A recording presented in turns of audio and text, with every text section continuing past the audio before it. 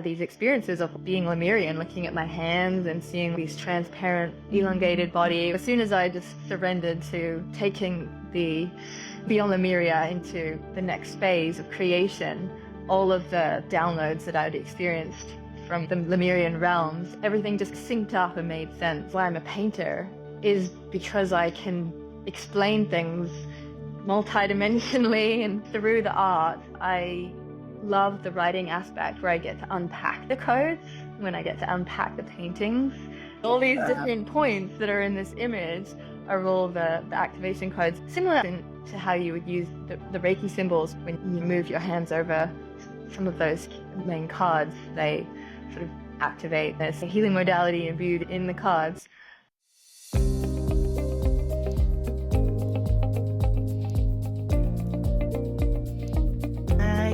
So excited to talk about art when it comes to soul expression, bringing codes in, and using art as a way of divination tool. And I have a beautiful sister here all the way from Bali, Izzy Ivy. I'm so honored to have you here. I took Izzy's class less than a year ago, and other beautiful sisters that took her workshops in Hawaii. Her deck, Beyond Lemuria, has been with me for several years in many workshops, and her newest deck as well. Everyone who sees her art just really touched. There's Lemurian codes, there's a lot of expression there that the soul just recognizes. My first question for you, is this something you've been doing always? Have you been an artist since you were a child? How did you start this process?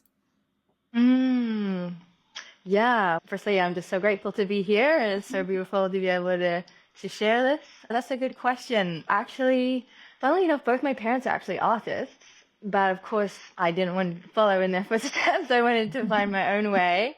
As a child, I was always creative, and then really throughout my life, I've always done creative things.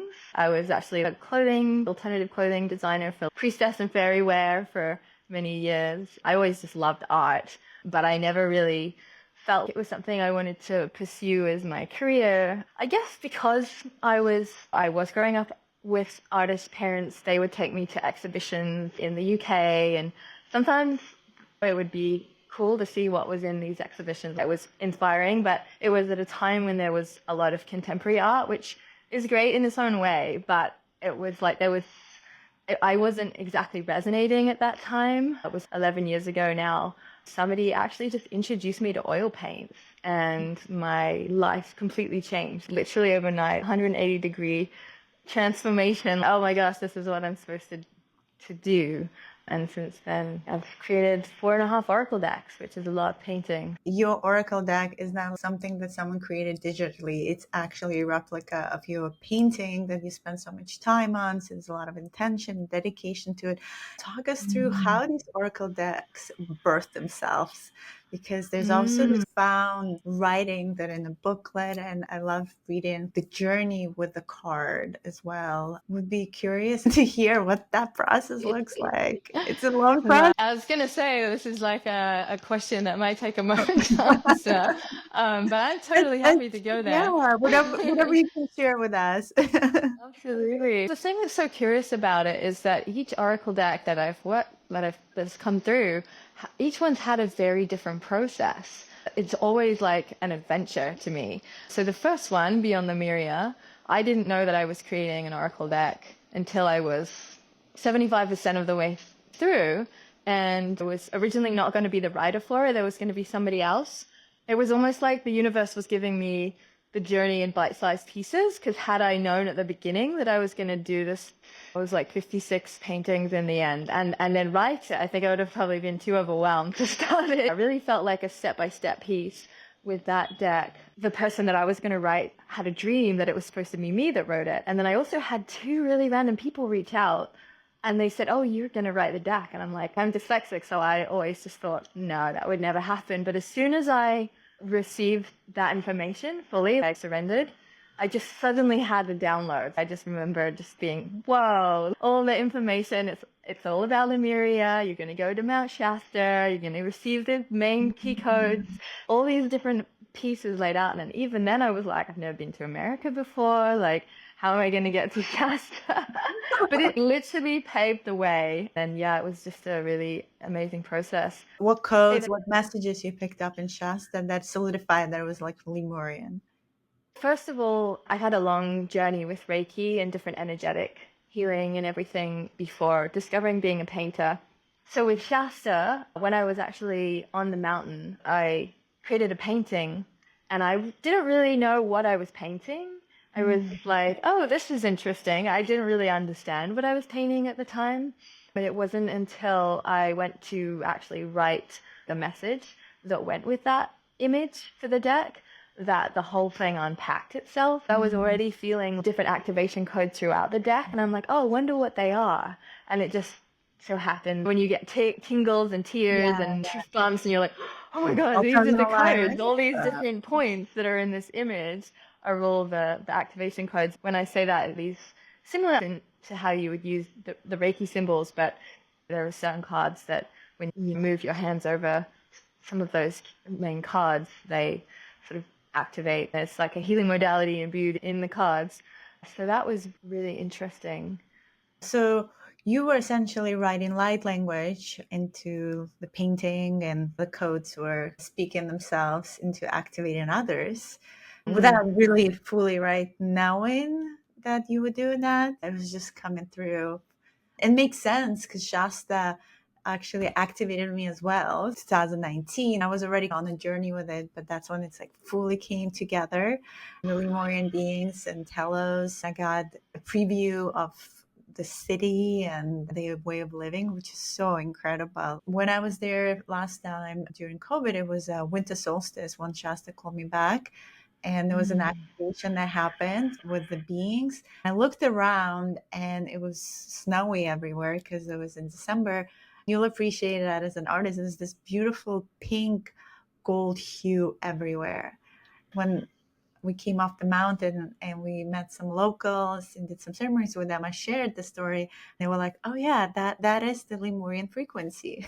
What you were seeing, they activate you. It's just this really beautiful high vibrational color. I remember what I was going to share in light of that as well, just tracking back. And that was just having these downloads throughout my life where before I was a painter, I would get these just washes of information, similar to what you were saying, like this beautiful, heart, blissful energy, these experiences of being Lemurian, looking at my hands and seeing these transparent, elongated body. As soon as I just surrendered to taking the Beyond Lemuria into the next phase of creation, all of the downloads that I'd experienced from the Lemurian realms, everything just synced up and made sense. It was all divinely planned. So crazy. And why did you call it Beyond Lemuria? It really feels like a lot of us are incarnating right now with memories of Lemuria or timelines when we remembered maybe the fall of Atlantis that was connected to that time. I think that's because we're at a point in history right now where there's the potentiality for something similar to happen, potentially with the imbalance. The fall of Atlantis was an imbalance, let's just say, that was happening where technology was taking, you could say, the masculine and feminine energies, where we have the incredible intellectual and technological advances, but there needing to be the heart space, the feminine energy would go together. Like that was the connection. It feels like there's just this whole energy of we can do it different this time. So the idea of the cards, it's an inner journey for healing aspects of ourselves, which also finding our brightest light and our brightest excitement and what we're here to do. And I think beyond, I think it's like exponential. Like you said, Yeah, we get to create a new narrative, maybe a new story exactly. and possibility. Exactly. And Yeah, we are trying this again. and, yeah.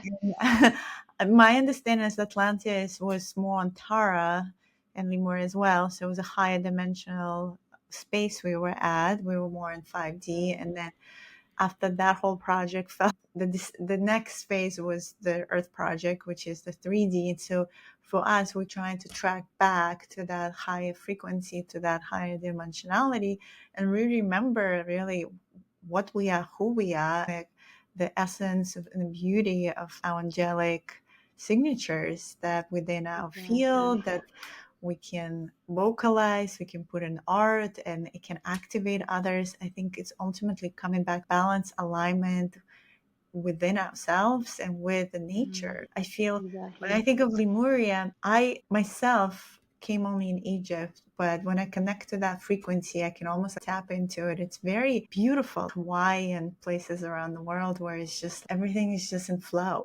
Exactly. It just Harmony. It's like harmony, total harmony. harmony. That's it. And that's the similarity. It's like we're moving further and further away from nature. Again, there's various imbalances. So the beyond aspect, we do it differently this time. It was interesting because all of the decks, all of the names have come to me in ways I'm like, oh, that's cool. Okay. I really just feel like I get assignments from spirit. And I feel like the more I show From up, the more here. they hand them to me. So yeah. Is that how But each painting happens for you? Like you just get an assignment, an inspiration? This is going to be this now. Where do you draw inspiration from? with the individual paintings, often it's literally it's like a half. So I'll be dancing or in meditation or walking in nature or in my life, and a drop like a of inspiration, like a really strong visual will come through with the feeling and the idea, and it's a half-formed notion of the painting. And then the act of being in the space of creation, I find that I go into a very deep space when I'm painting. That's when the rest of the information comes through. In terms of like the assignment, they are more an overarching energy for the actual oracle decks themselves. It was very much an assignment when Unveiling the Golden Age came into my field, and even the name of that, I'm like, that's a big name. Like, That is a can I big really name. I use love those that two words? name. And they're like, don't worry, we got you. That was completely divinely guided. With that deck, I was working with the golden beings from the Great Central Sun. That's what I was shown, and I went through various just tests to make sure, or I wanted to check in just to ensure that whoever I'm working with, there's a strong sense of discernment whenever working with guides. That's something that I feel is important. That was very interesting and beautiful, and not challenging, but it was a strong journey, that one. Were you in contact with them before, or it was like new group, that new collective that came in and was like, okay, Izzy, you gotta do this golden deck now, and this is the Yeah. message? Yeah, it was definitely like that. I knew that they were connected to Lemuria. There was a connection point. So I think one of my core group is with the Lemurians, because I feel like they're the galactic guardians of Earth in some ways, but they have a very vast connection with the greater cosmos and the other galactic beings. They're all their brothers and sisters, and they're always interconnecting with them. Lyrans played a significant role in Lemuria as well, so it was like a Mm. mix of Pleiadians too. Like it was a mix of different races in Lemuria. It wasn't just one race particularly. It was Yeah, definitely the high vibrational races that were very much about the definitely. heart, I think. The heart is that frequency that carries through. Absolutely. And that was one of the things actually when I had the first download. Honestly, I've had quite a lot of downloads in my life, but it was the most powerful download I've ever experienced. Unbelievable when I experienced the connection with the golden beings. And one of my first things was show me unconditional love so I can just ensure before I sign up to this assignment, I really wanted to make sure there's just no words. It was just absolutely incredible that the level of love that I felt. I also asked to be shown in 3 different scenarios in the physical world in alignment with that deck and with saying yes, basically, and I did. And it was just very unusual during the creation period of the Golden Age. Then when the Light Code Apothecary, that's also completed and is about to be released, that came in afterwards. It Do they was tie almost like, together? Is it the same beings or it was different guidance? no, so this was different again, but it was interesting because I felt almost like I'd got so blasted into such an expansive energy that the guidance after that was like, okay, now we really need you to get grounded, like really connecting with the earth and your physical embodiment. The message was for star seeds to find a human, because there's all this stuff about how to expand your psychic awareness and all of this, which is amazing and fantastic. But there's so many people, especially young folks that are really having all these awakenings and blasting off into the astral. And this was more of an array of different codes for maintaining equilibrium within yourself. It's a very practical deck. It was a very interesting time for me too. Where are all my Lemurian and sun beings? And the message was all the codes are within you. You're a human. The codes Yeah. are already in your field. You were born with them. You're a great candidate for this. And I was like, I'll have to do this on my own. But it felt really amazing when I finished because it was a relief. I somehow had been born with these codes and they needed to just Be expressed. Yeah. put Put into in a the physical world. form. Yeah. Exactly. Teach And the people's codes that are lives. in there, that it's not like personal to me. It's really just an array of different ways of keeping your energy clear so that we can be a clearer channel whilst maintaining embodiment. All of us humans have been working out these different techniques, and it's a compendium of all of those. I love All that of you those bring aspects. that embodiment as a topic here, because I think I totally agree with you. It's so key right now as we get blasted with the solar flares and all these ascension symptoms that people are experiencing. I'm always saying, go down first to the core of the Mother Exactly. Earth and ground Exactly. and be with her and root your center. Anchor yourself so deep, because we are moving with her into this new ascension cycle. And in my understanding from my downloads, that it has never been really done before. This is the only time that we're actually moving together with the planet or realm or whatever we want to call it, with the mother. That's really important. We are helping her to ascend as well, and how important it is to be rooted in here and choose to be here and be the divine instrument of these codes and frequencies and open all of those gifts that we all have. We're just re-remembering, because we, like you said, we're born with them. We're Exactly. just re-remembering them now and Yeah. peeling all the layers and peeling this multidimensional amnesia that we're all in. And it's finally time to wake up and be like, okay, game is on.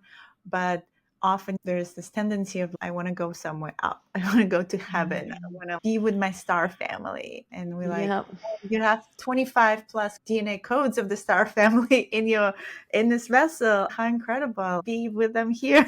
The embodiment is so key. And I'm so excited for this new deck that's coming out, because I use your decks in my workshops, and it's all about sound healing and cacao, but also the Kundalini activation. So, like, activating the Kundalini and the energy flow in the body, but also integrating. Every time we doing a little bit of expansion, integrating with. I'm on the altar. I have the people pick their cards, set the intentions, or finish the circle with them different ways, and they just really resonate. There's always like this deeper connection and message that comes through. All the work that you put in and the assignments, we really appreciate it.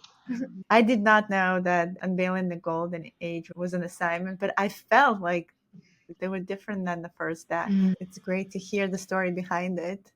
What do you perceive these beings being? Because I don't feel like I know much about them. You said they are from the Galactic Center. Some people call them the shiny ones. Are those the same ones? I can only really go from my own experience. I feel like there's definitely a connection when you say the shining ones, because honestly, they were just luminous, like the brightest, whitest. We say golden beings, but actually the emanations was extremely pure white light. And yeah, I think one of the reasons why I'm a painter is because I can explain things multidimensionally and through the art. I love the writing aspect where I get to unpack the codes, when I get to unpack the paintings. But really, I feel if you sit with some of the images of the deck, like there are a couple of beings in there which are very specifically golden beings. I think one of the things that's so interesting right now is just how much light language is coming through universally all over the planet. It's just amazing, whether it's singing it, writing it, Yeah. painting it. During COVID, I've been just observing what's happening, like on TikTok and these communities. A Right? lot of millennials are Yep. activated. I've been shown, because I have a school called Source Language Institute by Lemurian beings in Shasta, directed to activate as many because it's time of activation. So you're doing your way and I'm doing my way, and we're all activators, like a spiral towards 2030 that they were showing me. This was in 2020. They were showing me the spiral is starting and how it's going to accelerate. That's going to be like one of the key communications. It's not so much telepathy, but 2030 is going to be a really large audience. We tried to do light language circle here in New York a couple of weeks ago, and not that many people showed up. So it's still like underground in some ways, or people like to receive it but not fully step into it yet. So I think it depends on your own readiness. Yep. Yeah. What I was going to share in relation to your question about the golden beings is Yeah. I feel some of these extremely high frequency beings, it's almost beyond the physical, beyond the mind that we can really be talking about them. There's a lot of downloads I could probably explain to some degree, but the information, the way that I received it, it's actually almost impossible to explain it in words, because when my frequency is extremely high, it all makes sense. But when I'm in my human, for me Yeah. trying to be using human English words, it just Limiting. it like diminishes it down so much. So it's not that I'm avoiding the question. It's more just that I would say if you can tune into some of the paintings or the deck itself, I was actually really stoked when I did receive the finished deck, and when I looked at all the cards together, and I was like, oh wow, this is that download. Like somehow I did manage to get this visual information across. The reason why I bring up the light codes is because I do also feel like paintings are light codes as well. Obviously, we're probably a bit more used to seeing them when they're in a written form as being like actual glyphs, which I use as well. But I also feel like the actual images themselves are codes and they speak to us. Even the beings, the fact that they're personified is a way that, like, psychologically we're wired to align with something that has a face and eyes. We have more an affinity with it, so it's almost like we can have a deeper connection with this information, even if we don't really understand it. The main thing with the light language and with this information is it speaks to the heart rather than the intellect. That's really what the medicine is for right now, bringing everything back to balance. Yeah, I love that. I took your workshop, and this painting here behind me has been here since the beginning of the podcast. And I love it because it was the first time I actually painted codes. The speaking, the singing, the signing have opened up, and bringing the codes actually on paper was a whole process. It was very hard. I felt it was hard to take all that frequency and like bringing it down to here to this 3D was very challenging. My dear friend and a co-partner in Source Language Institute initially helped me with that automatic writing and like really getting more comfortable in the wiggles. But this was another layer of connection to codes, to painting, through hummingbird, through other imagery that felt was appropriate that when I was doing all these layers and your technique. So it was really a wonderful process. Definitely helped me expand more and connect more to those frequencies. You have a very unique way of how you bring them in, and then it's another layer of expression, a 3D manifestation. Light language is multidimensional, it's quantum. But trying to take quantum and translate it, it's impossible because you have quantum packets of information is so large, right? And when anyone asks me like, oh, can you translate light language? You're doing disservice to trying to Yeah. limit it into any earthly language. The only thing you can do is interpret it. So interpretation, I think, is what we doing and what you're doing through your beautiful painting. Yeah, it's interesting with the process that you mentioned with in the workshops, because some people do struggle. As an artist, I became much better when I was able to get out of my own way, just in the way that letting your heart lead rather than the mind, because the mind is always judging and doubting, or there's uncertainty, or it's trying to relate it to something that makes sense. There's just so much information when we let the heart guide the way, and it can really actually represent even more fully the energetics of what your original intention is. That's just something that's been so fascinating to me, and it's really the reason why I teach these workshops, I think, because it's just so cool to see people being like, wow, I did that. I love it. I would love one day to take your workshop in person because I feel like that's a different process than probably the virtual one that I took. How do you draw people into their hearts and Yeah. disconnect them from their That's mind. right. Yes, I really do find that going into a meditative space does make a big difference. And I think one of the beautiful things about doing it in person is that we're all holding the frequency together in the room. So there is that aspect of deep diving together, but at the same time, doing it individually. I also feel like we're all interconnected beyond time and space. That's something that has been really fascinating about sharing online. There's a particular guided journey meditation, but it feels like an activation in some ways where it's aligning with the crystalline temple of the Akash. It's just going into that very deep space, because obviously meditations can bring us into that sort of oneness, and we're able to then listen more easily. I call it like following the whispers. So we're able to be in that more receptive space where we can be guided by our oversoul or our higher self, or that our heart, if you like. Just it's just moving the mind out of the way.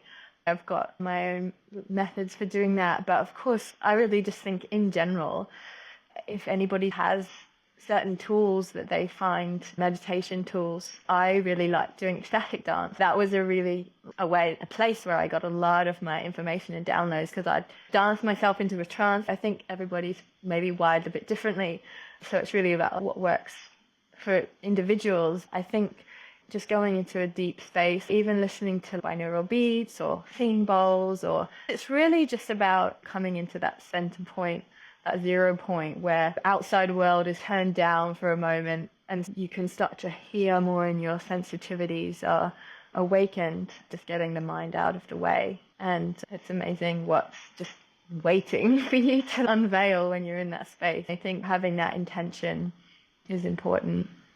Well, thank you for sharing that.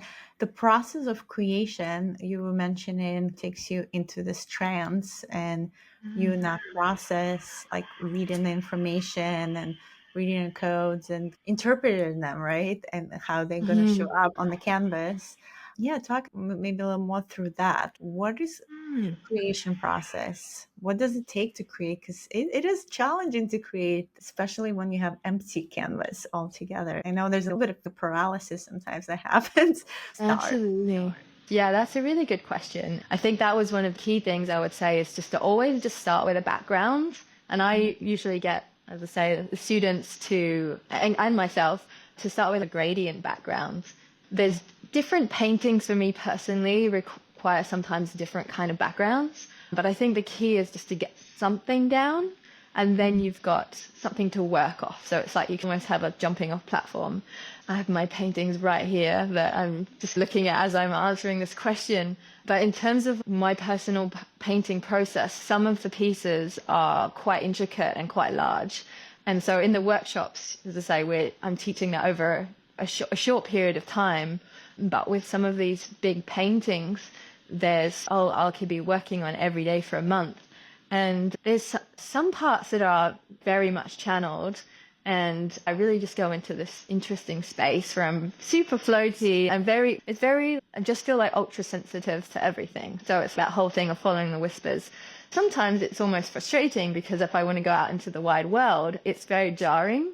Like obviously I close down my energy field and everything, but just from being in that place of just listening, letting my paintbrush be guided. Sometimes it's nice to do faster, smaller paintings where I can just be in a space of the full download, just start to finish. But then with the more elaborate, larger pieces, it can be sometimes quite a lot to be continually going in and out of this channel space. And I do have to carve out like large chunks of time where, of course, so I run my business in alignment with sharing the art in the world. I really have to create this container that allows me to go into this deep receptive place, which makes it very hard to reply to emails in that space. Or I just have to be quite protective about it as well, because always 3D world can be pulling you, and there's always other priorities, and I know it's important, so I really do have to carve out that space.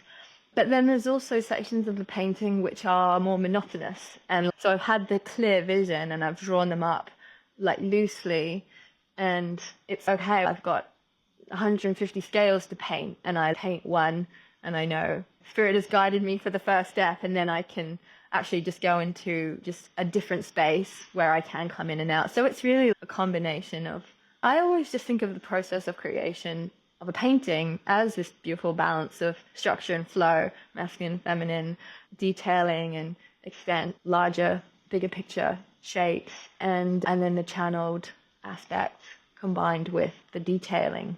So yeah, it is definitely a journey. And I think the key thing that I would say as well to people of the considering this is sometimes I think there's this idea that we have to be in our extremely expanded space if we want to do paint like this. But I really do think that it's like the chicken or the egg. It's which way do you want to start it? And I actually find that if you're only ever waiting for that perfect moment, you won't actually really, there'll always be an excuse to just not do it. Yeah. So I think the key is to set up the intention, light some candles and some incense and play some nice music. And then really within a few minutes, sometimes it can take up to 20 minutes, you're in that space again. So really, sometimes there's days where I don't feel like I want to paint, but I'm going to just sit down on my chair and get my paint down, and I'm just going to do it. And then it starts to flow again. I think it's like that with many things in life, really. I think you can apply that to creation in general. It doesn't have to be just a painting. Totally. Yeah, Totally. whatever we create, we have to find that flow. But sometimes the challenge is to get into that flow, into that state. And there's the discipline of carving, like you said, the time every day to be in that creation mode. Sometimes we have to force ourselves into it a bit because we also tend to be a bit lazy. But when we're in it, we're like, okay, flowing. But it's just the momentum is not always there. And I always think about just creation in general. It's just aligning to our chakras. Where does it happen in our body? Connecting to the sacral and the womb. Something arrived, and being okay not to be perfectionist about it. Like, it doesn't have to be all these details.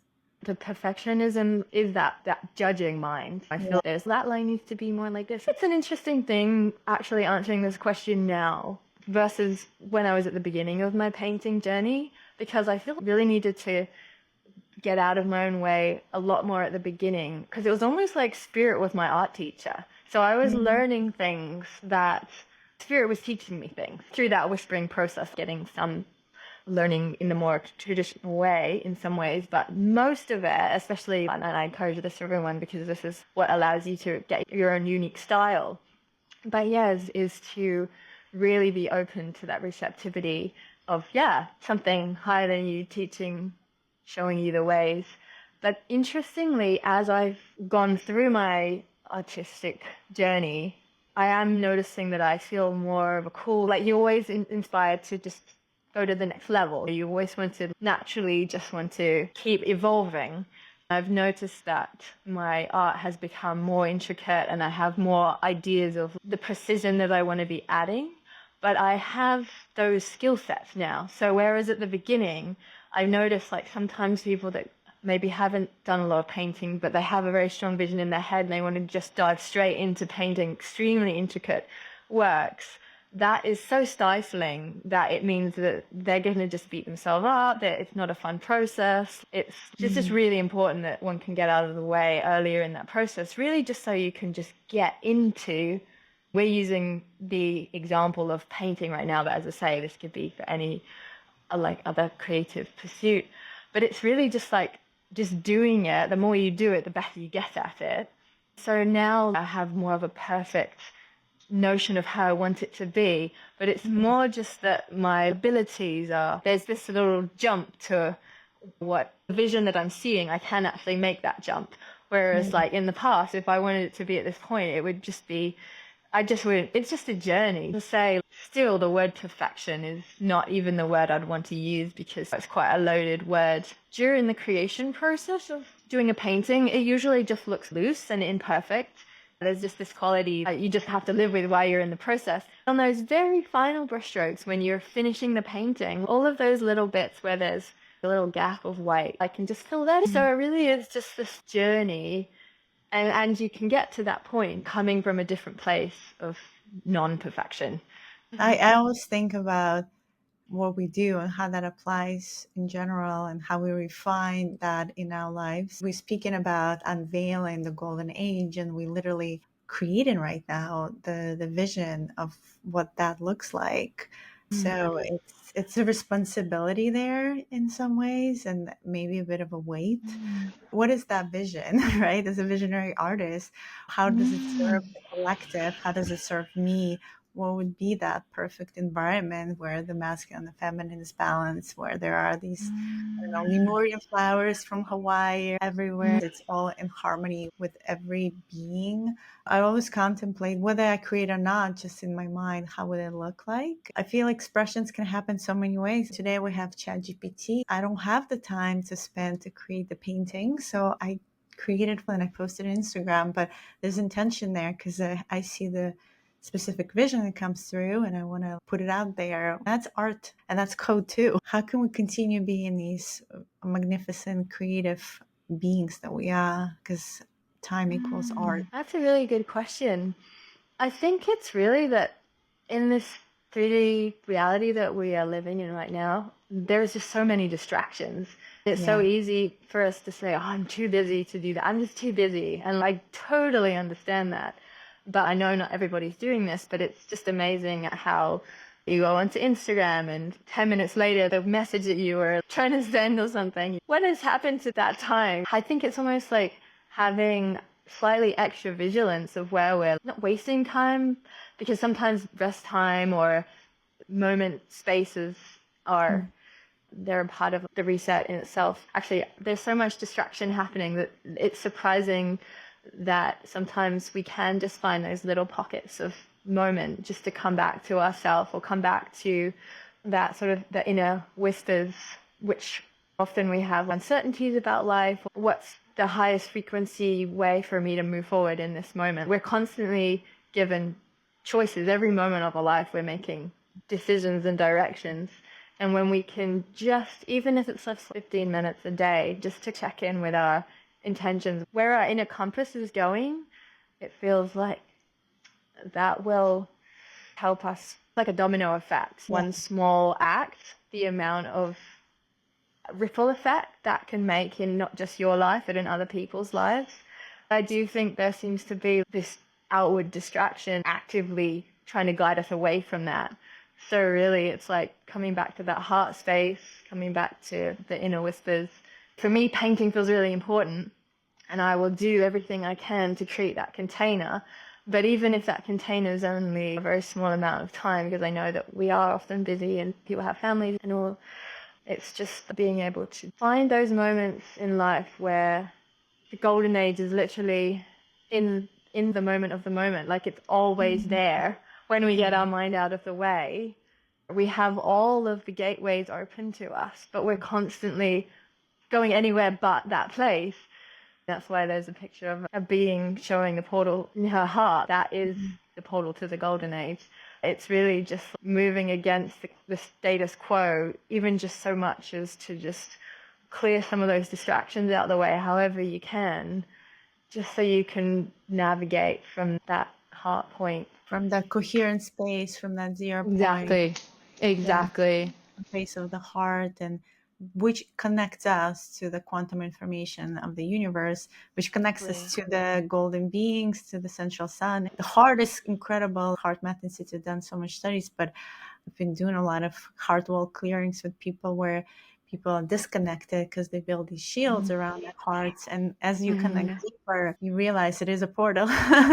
We are the universe, and through that portal, you connect to the stars. It's more than just an organ. It's energetic, electromagnetic. They've done studies and they said at least 12 feet affects the person next to you with your emotions. What we're talking about is how do you, wherever you are throughout your day, find that space, that container, the word container in your busyness to however that looks like, right? And it could be painting, could be creating the painting on AI. I think creation and creativity is a way of connection and expression. We get to really be ourselves and express what we feel. So not just feeling the connection, but also expressing it here, I think is important, because here we get to experience time in a way that we don't get to experience maybe in other dimensions. So we get to leverage that concept of time, even if it's only a construct. There's this whole notion of beyond time and space, that we can drop into that infinite space when we just allow ourselves to just go under the deeper weavings of our everyday reality. It's all there. It doesn't even need to be creativity as such, because sometimes maybe we don't, someone might argue that they don't have time for that or whatever, but it's really just, it's, we can be creative in our minds as well, like dreaming what could our garden, how can we produce, or what foods we could cook, or how can we provide more nurturing environments for children, or just these mini epiphanies. It's spaciousness for pioneering ideas to just drop into our being, whether they're physicalized on canvas or as music or poetry or writing, or it's literally acts of letting that information flow out into our everyday life and how that affects our physical reality. Yeah, beautiful. Thank you so much. This is such a beautiful conversation. And I want to go back to the Beyond Lemuria and ask you a question because it just came up for me. I know in that deck, there's a lot of like aquatic beings.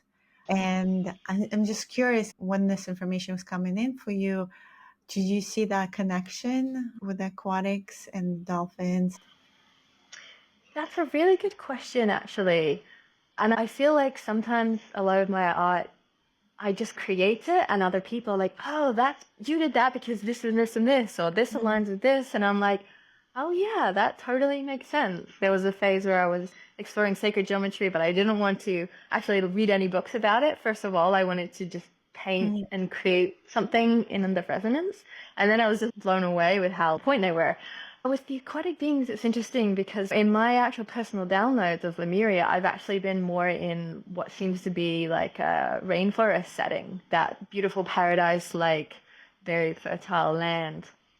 And then also the connection with the crystals and being able to fly and just a real expansiveness. But it's interesting because a lot of people do associate Lemuria with water. I think this is where the Atlantean aspect comes in, because the Atlantis, even the name of it, it implies that it's connected to the water. So I'm actually working on another deck right now, which is exploring kind of Atlantis and Lemuria together and exploring different sacred sites around the planet. I've actually done about 40 paintings for it already. And I'm still like really following the whispers on this one and being like, oh, what?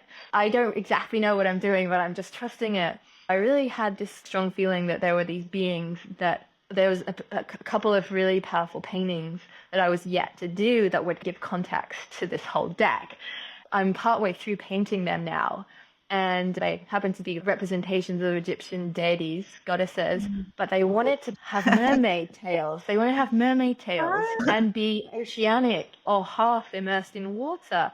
And I was like, so interesting, because I went to Egypt and I wasn't sure what that experience was going to be like. I was almost apprehensive because I knew there was a strong overlay with Atlantis. I have more memories of the fall of Atlantis and less positive connotations, but when I was there, when I was able to see through the beyond, it was actually witnessing it in its golden age, in its highest frequency time, many thousands of years ago. Egypt was an outpost. This was like after the fall of Atlantis, like them trying it again, maybe. Yeah, I'm still piecing the pieces together. But one of the things that just seemed really powerful was this notion of water and how they use the water with the technology. Also, just because of the floods, like these beings, apparently they want the symbolism that's with them. They've got mermaid tails so they can transcend the flood. The deluge actually wiped out a lot of codes at the same time, but it was like giving them mermaid tails, and there's more to it than this. They were able to ebb and flow with the current, with the surf, with this influx of water rather than be drowned by it. So there's this notion that their codes lived on. I love that because I got a lot of that information this past year. I was in Iceland, and I was also reworking the Lemurian Atlantean energy. In Iceland, they have the biggest glacier and it's melting, and it was about the information that's stored in the glacier and in the water.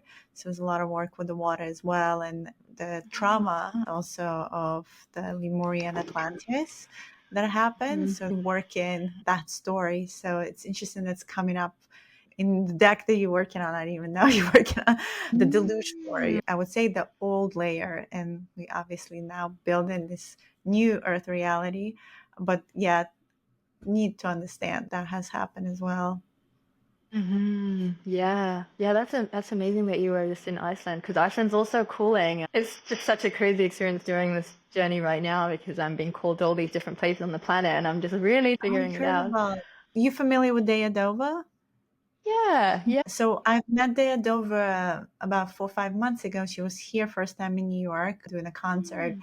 and she had a gathering after, and it was all about also earth grid work because we Mm-hmm. basically earth gridders. I am too. Mm-hmm. She too gets called. We usually get called to places, and I think it's some of it is also like the codes that we bring as well, and then us listening to the codes. So you bringing it to painting, she brings that through her songs. We're all doing it just in our own unique ways. Yeah, I've noticed here and there I've seen her pop up and being like, I'm here. And I'm like, oh, wow, this is so cool. Yeah. And she has also very interesting process, like you were saying about the whispers, and it's very similar for her too.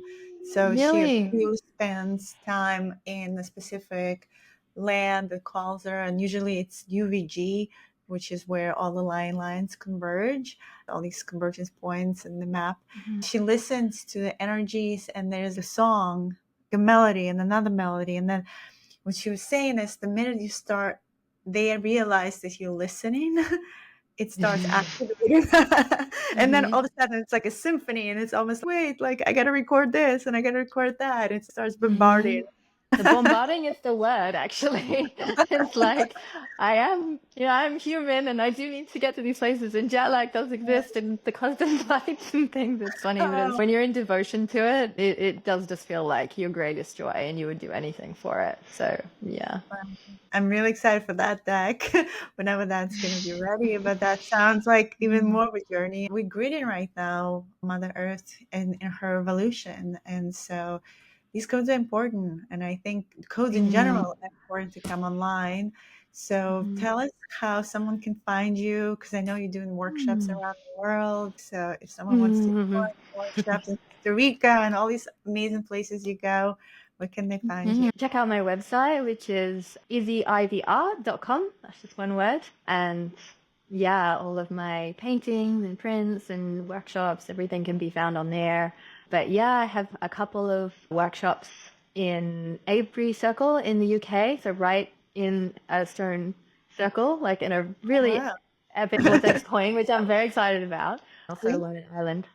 Is that coming So up soon, the very one? so that one's the first weekend of August. That's just 3 days over the weekend. And then just before that, 2 weeks before that, at the 21st of July, I'm going to be doing a 3-day workshop in Ireland. We're going to be doing the Costa Rica 7-day immersive, which is actually coming up really soon, but that's going to be really special. There's still a couple of spots available. That's 14th of April starting. Aside from that, I'm teaching a couple of online classes per year with a couple of different time zones.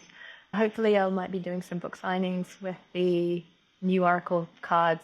My publishers are keen for me to maybe even get out to the States and do just meet some really beautiful people that have been following my work. Glad for you to come out to New York, where I am. So follow Izzy on her journey and jump on her awesome workshops, or the virtual and in person if you can make it. Thank you so much, Izzy, for spending the time with me and sharing your journey and your process. I think for anyone listening, this is really valuable. And I know I loved hearing about it because I'm so in love with your work and how it activates some really important memories. Thank you, and follow us in the next episode. Thanks for watching. Click on one of the videos below to see our other episodes, and don't forget to subscribe.